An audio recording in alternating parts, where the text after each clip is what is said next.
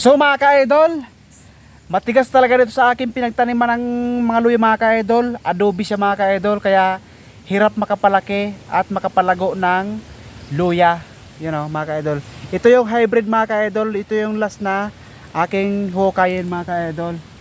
So ito yung kaninang hinukay ko na native na luya. Tapos ito naman yung hybrid. Ito yung binili ko sa market. Tapos ito yung native na ibinigay sa akin ng kaibigan ko. So malaki na siya, yung native. Tapos ito yung hybrid mga ka-idol. Tapos sinasabi ng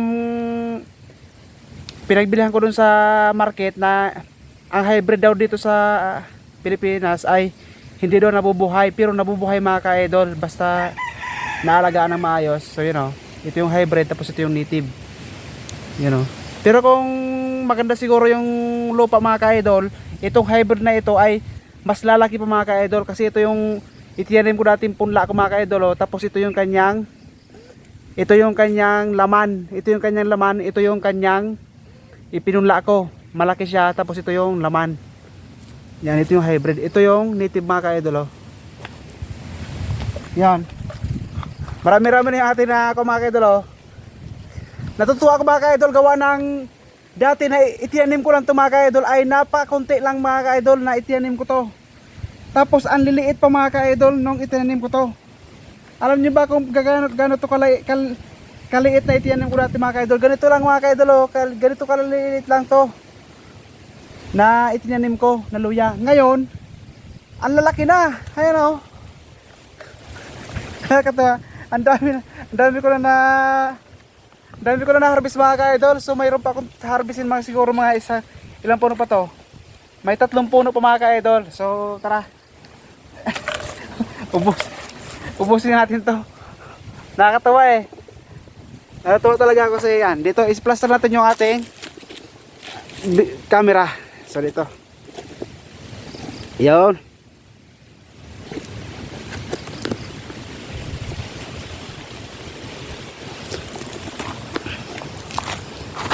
Ariko.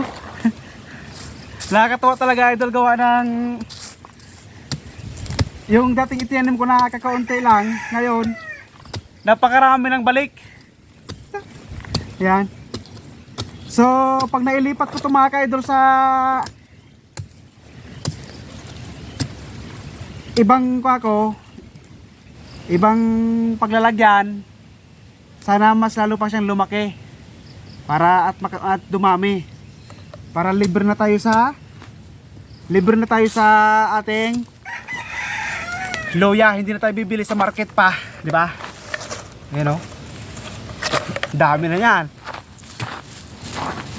Dati bumibili lang ako sa market ng paila-ilang piraso. Itong hinuhukay ko mga ka-idol ay ito yung itinanim kong hybrid, yung binili ko sa market. Tapos yung una kong video doon sa kabila, yun yung native na luya, native. Ito yung hybrid mga ka-idol, ang laki.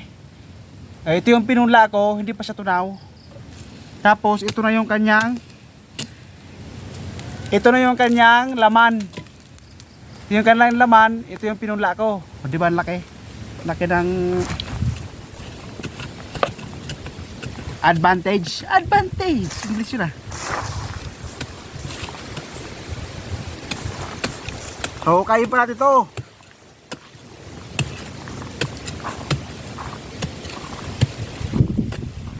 Dinadahan-dahan ko lang mga ka-idol para hindi matusok yung laman, para hindi masira.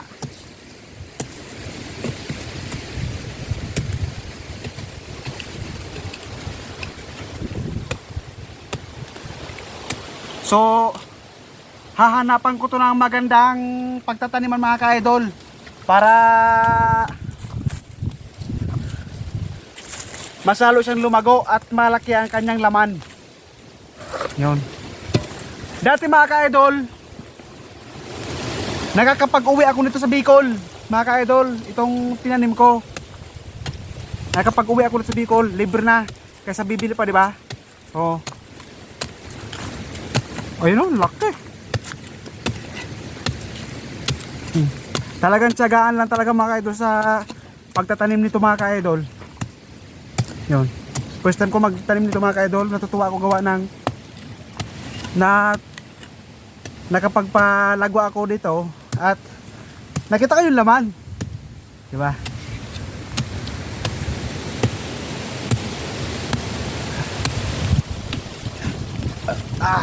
Matigas talaga yung aking pinagtaniman nito mga ka-idol. Kaya hirap gaano yung aking. Ayun mga ka-idol oh. Oh. Nakita niyo mga ka-idol, ito yung aking ipinunla na hybrid. Ito yung ipinunla. Tapos sa taas ito yung laman. Oh, di ba? Oh. So susunod niyan na itatanim ko, baka marami na yan. Oh, di ba?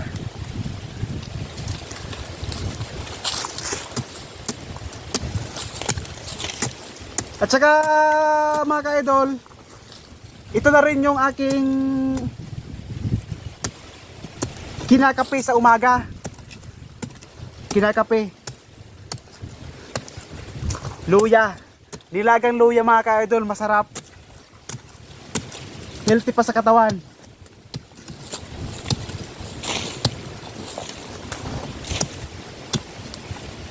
Last na to mga ka-idol, last na to.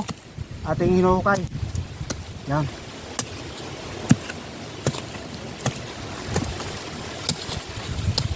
Adobe yung aking napagtaniman pala dito. Kaya hindi gaano makabuhilo yung...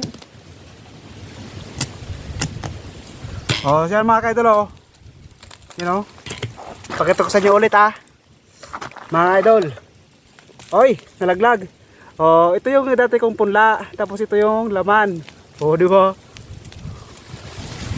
Oh. Ganda oh. Oh. Ito yung punla. Ito yung laman. Oh.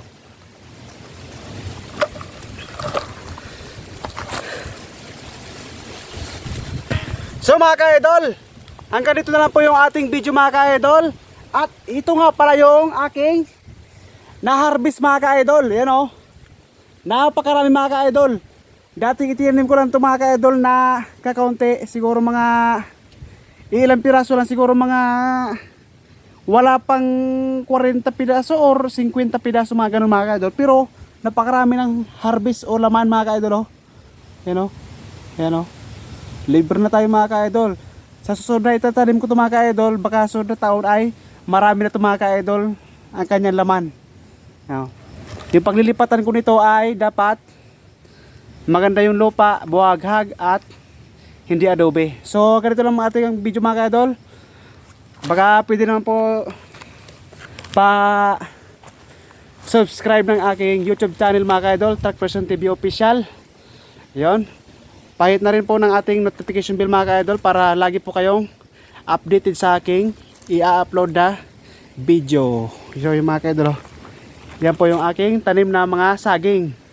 Saging na tundan, sweet banana at saka yung bongran at saka yung senyorita. Ayan, wala pa siyang bunga. Hanggang dito lang mga ka-idol. God bless us all. Salamat!